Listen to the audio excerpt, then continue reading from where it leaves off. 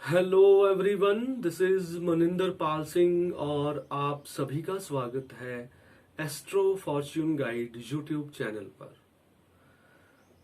दोस्तों, आज की जो वीडियो का टॉपिक है the basic knowledge of astrology. जो लोग एस्ट्रोलॉजी को जानते हैं या विश्वास करते हैं उनको बेसिक नॉलेज होनी ही चाहिए। और ज्योतिष शुरू कैसे होता है? There are three aspects. First, the making of horoscope, second predictions, and third one is remedies. आज हम जो बात करेंगे वो बात करेंगे रेमडीज पर।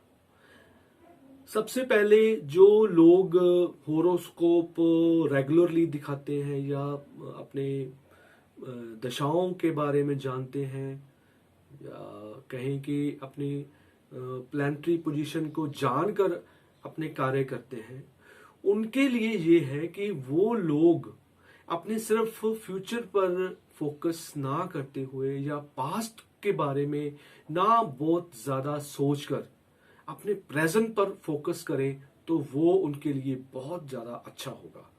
क्योंकि अगर आप प्रेजेंट को अच्छी तरह जान लेंगे, उसके प्लानिटरी पोजीशन को जान लेंगे, तो उसके बारे में आप ज्यादा अच्छा आप परफॉर्म कर पाएंगे।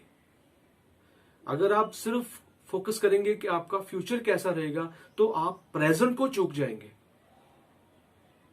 प्रेजेंट को इंजॉय करते हुए, प्रेजेंट की जो प्रॉब्लम्स हैं उनको फेस करते हुए अगर आप जिंदगी को जिएंगे तो आपका फ्यूचर ऑटोमेटिकली ही आपको अच्छा रिजल्ट देने वाला है। चाहे वो आपकी जो प्लानिटरी पोजीशन आने वाली खराब भी होगी तो भी आप उसको अच्छी तरह फेस कर पाओगे। अब सिर्फ ये इंफॉर्मेशन ले लेनी कि आपका भविष्य आने वाला जो अच्छा है या बुरा है, ये कोई मायने नहीं रखता। जैसे कि आपने रिसेंटली रामायण में देखा होगा कि जैसे लक्ष्मण जी को पता चलता है कि दशरथ जी को, उनके पिताजी को श्री राम जी के जीवन के बारे में सब कुछ पहले से ही मालूम था। जब वो श्री राम जी को बताते हैं कि ये भविष्य तो हमारे पिताजी को पता था, तो इसका मतलब हमारा भविष्य जो बताने वाले हैं, जो जानने वाले हैं, तो वो तो बहुत बड़ा काम कर रहे हैं भविष्य बताकर। श्री राम जी ने उत्तर दिया कि भविष्य को जान लेना या उसके बारे में बात कर लेना ये कोई बड़ी बात नहीं है। आपका वर्तमान जैसा चल रहा है उसको परफेक्टली परफॉर्म करना या बिना किसी डिस्टरबेंस के उसको फेस करना, ये बड़ी बात है। जैसे दशरथ जी को सब पहले पता था कि श्री राम जी का जीवन बहुत संघर्ष पूर्ण है, उनको पहले ही बता दिया गया था, लेकिन उन्होंने उसको फेस किया। ऐसे ही श्री राम जी ने लक्ष्मण जी को गाइड किया कि भविष्य जान लेना कोई बड़ी बात नहीं है, आपका वर्तमान है उसको ही जीना एक आर्ट है। मैं भी यही सजेस्ट करता हूं सबको जो मेरे पास होरोस्कोप दिखाने के लिए आते हैं, तो मेरा फोकस ये होता है कि उनका प्रेजेंट उनको बताया जाए, उनके प्रेजेंट के बारे में डिस्कशन हो, ना कि भविष्य के बारे में। अगर आपको भविष्य के बारे में पता चल भी जाए तो उसमें क्या आपको मिल जाएगा? अगर अच्छा प्लानिटरी पोजीशन आपको मिलने वाली है तो आप केयरलेस हो जाओगे, खुश हो जाओगे। अगर आपको बुरी मिलने वाली है तो फिर आप डिप्रेशन में चले जाओगे। उसका फायदा तो कुछ भी नहीं है। सिर्फ इंफॉर्मेशन इकट्ठी कर लेना ये कोई बड़ी बात नहीं है। आपको अपने प्रेजेंट के बारे में जानना ये जरूरी है कि आपका प्रेजेंट कैसा है। अगर प्लानिटरी पोजीशन अच्छी नहीं है तो उसको रेमडीज के माध्यम से आप उसको ठीक करो। अब हम रेमडीज की जो लॉजिकल जो एस्पेक्ट है उसके बारे में बात करते हैं।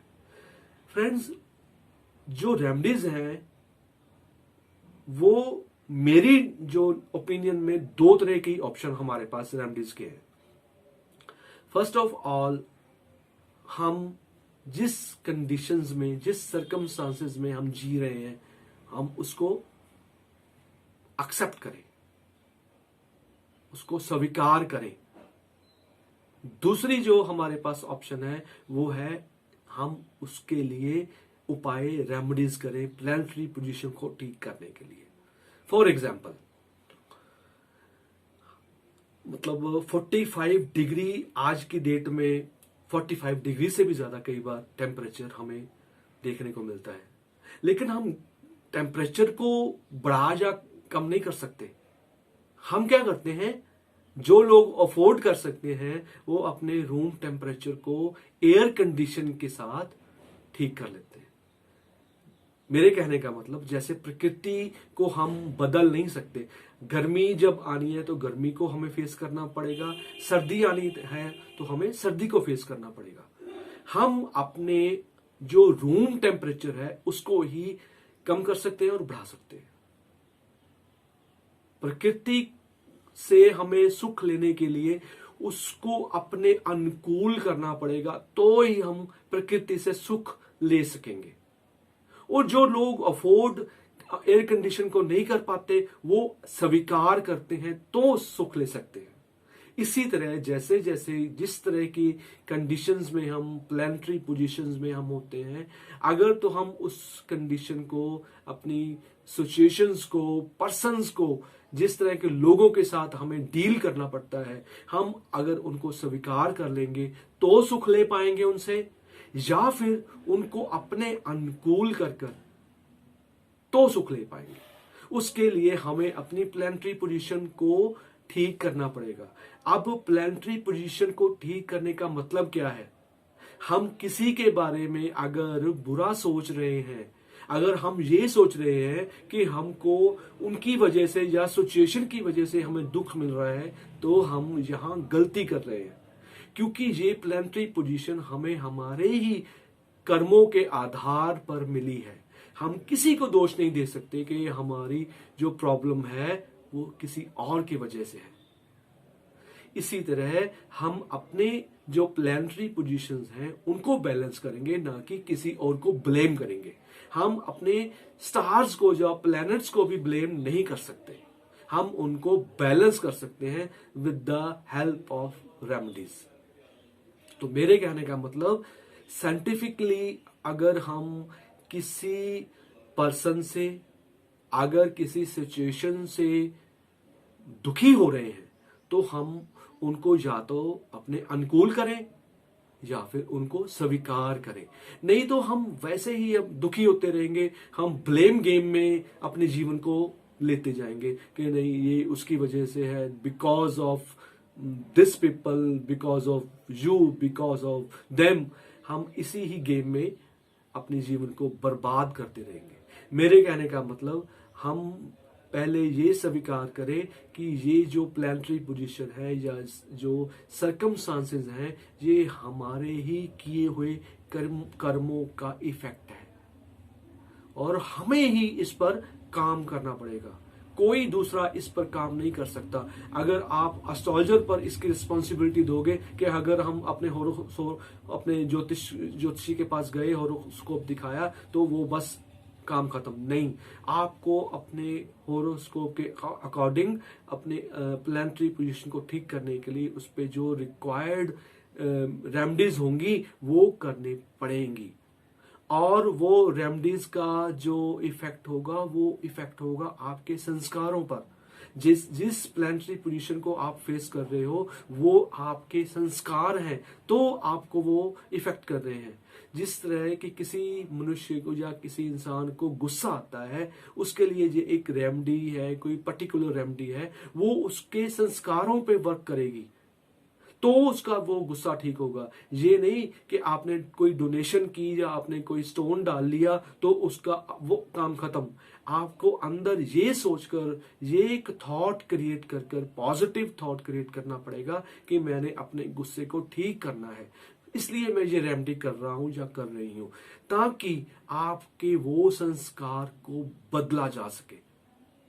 इस रेमेडी लॉजिकली करके, जैसे जैसे आप ये कोई उपाय जो करोगे, रेगुलरली करोगे, वो आपके संस्कार पर इफेक्ट करेगा।